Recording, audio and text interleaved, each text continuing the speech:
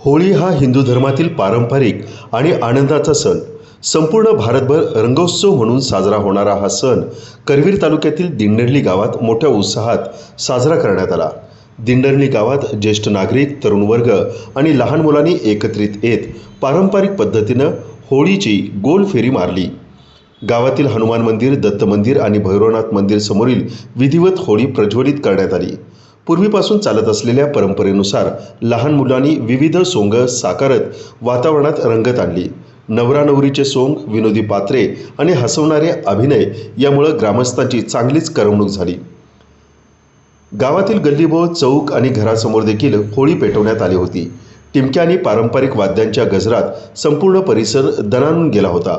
घराघरातून प्रकाशमय सजावट करण्यात आली होती, त्यामुळे गावात आनंद आणि उत्साहाचं वातावरण निर्माण झालं होतं।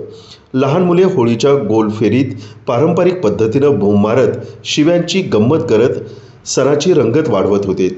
होळीला पुरणपोळीचा नैवेद्य दाखवून अर्पण करण्यात आला। अशा प्रकारे महान परंपरांचा सन्मान करत दिंडर्ली येथे शिमगा होळी उत्सव मोठ्या प्रमाणात आणि उत्साहात साजरा करण्यात आला। मराठीसाठी दिंडर्लीहून कुमार मेटी।